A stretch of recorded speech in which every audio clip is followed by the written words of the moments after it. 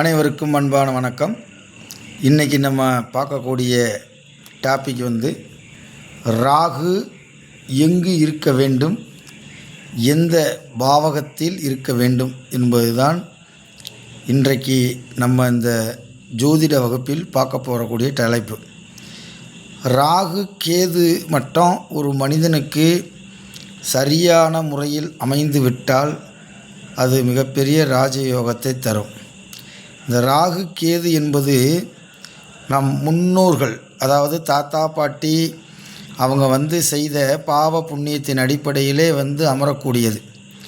ராகு நல்ல ஸ்தானத்தில் அமரவில்லை என்று சொன்னால், இந்த ராகு கேது நல்ல ஸ்தானத்தில் அமரவில்லை என்று சொன்னால் நாகசர்ப்ப தோஷம் என்று பெயர்.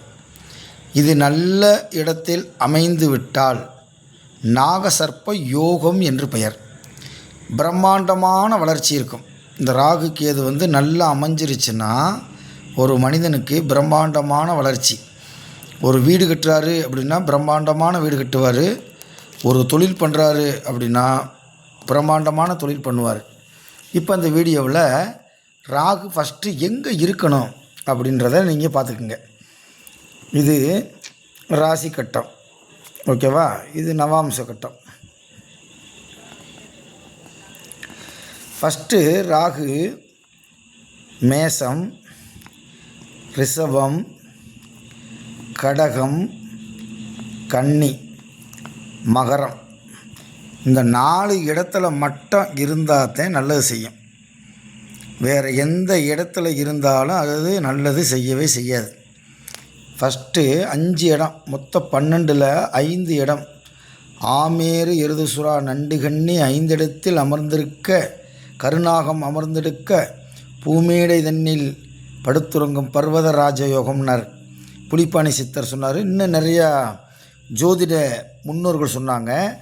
மேசம், ரிஷபம், கடகம், கன்னி, மகரம், இந்த 4 இடத்தில் ராகு அமைந்தால் அது யோகம். First point.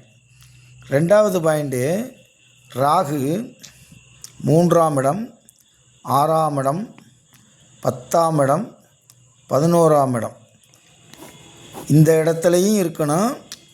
3ஆம் இடம் லக்கணத்திலேருந்து 3ஆம் இடமாகவும் வரணும். 6ஆம் இடத்துல இருக்கலாம், 10ஆம் இடத்துல இருக்கலாம், 11ஆம் இடத்துல இருக்கலாம். இப்போ 3ஆம் இடம், 6ஆம் இடம், 10ஆம் இடம், 11ஆம் இடம், இது என்ன சிறப்பு அப்படின்னா, 3ஆம் இடம் என்பது உபயஸ்தானம். இது எதிரியை வெல்லக்கூடிய ஸ்தானங்கள் தான் இந்த 3, 6. 10 என்பது ஜீவனஸ்தானம், அதாவது கர்மஸ்தானம், தொழில் ஸ்தானம் என்று பெயர். பல பேர் இருக்குது ஒரு இடத்துக்கு. 11ஆம் இடம் லாபஸ்தானம். இந்த 3 இடத்துக்குள்ளேயும் வரணும். அப்போ முதல் கண்டிஷன் மேசம், ரிஷபம், கடகம், கன்னி, மகரமாக வர வேண்டும். லக்கணத்திலேருந்து 3ஆம் இடம், 6ஆம் இடம், 10ஆம் இடம், 11ஆம் இடம், இந்த இடத்துக்குள்ளே வர வேணும். அப்படி இருந்தால் அது உங்களுக்கு யோக ராகு, ஓகேவா? ராகு உச்சமாகிற இடம் விருச்சிகத்தில் ராகு உச்சமாகும். கேது உச்சமாகிற இடம் கடகம். இந்த 2 இடத்துல தான் சிறப்பு. கடகத்தில் கேது இருந்தால் மிகச்சிறப்பு, விருச்சிகத்தில் ராகு இருந்தால் மிகச்சிறப்பு. இருந்தாலும் அது இருக்கக்கூடிய மிகச்சிறப்பான இடங்கள் இந்த 5 இடங்கள், ஓகேவா? 5 இடத்துல ஒரு இடத்துல ராகு வரணும். அது 3ஆம் இடமாக, 6ஆம் இடமாக, 10ஆம் இடமாக, 11ஆம் இடமாக வர வேணும். ராகு கேதுவுக்கு வீடு கொடுத்தவர்கள் கிடக்கூடாது. ராகு கேதுவுக்கு வீடு கொடுத்தவர்கள் ஆட்சியாகவோ உச்சமாகவோ இருக்க வேண்டும். அது 2வது 3வது பாயிண்ட். இந்த ராகு 6ஆம் இடத்தில் அமர்ந்து, லக்கணத்திலிருந்து 6ஆம் இடத்தில் அமர்ந்து குரு கேந்திரத்தில் அமர்ந்து விட்டால் அந்த யோகத்துக்கு பேர் என்ன அப்படின்னா அஷ்டமலட்சுமியால் யோகம். இப்படி அமைஞ்சு அந்த குருவை 9க்கு உடையவன் பார்த்துட்டா அதியோகம்ன்றேன். இதை சொன்னது புலிப்பாணி முனிவர்.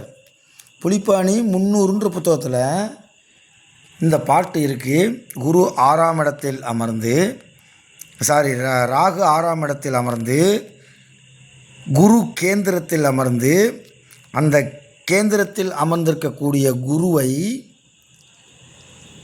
9 கூடியவன் பார்த்து விட்டால் மிகப்பெரிய அதியோகம் அப்படின்னு சொல்கிறாங்க. இப்போ இந்த ராகு கேது நல்லபடியாக அமைஞ்சிருக்கா அப்படின்னு பார்க்கணும். ஒரு ஜோதிடர் ராகு கேதுவுக்கு மட்டும் பலன் கரெக்டாக பார்த்துட்டாரு அப்படின்னா மிகப்பெரிய ஜோதிடர். ஓகேவா? உங்களுடைய கருத்துக்களை இன்பாக்ஸில் தெரிவிங்க. நன்றி, வணக்கம்.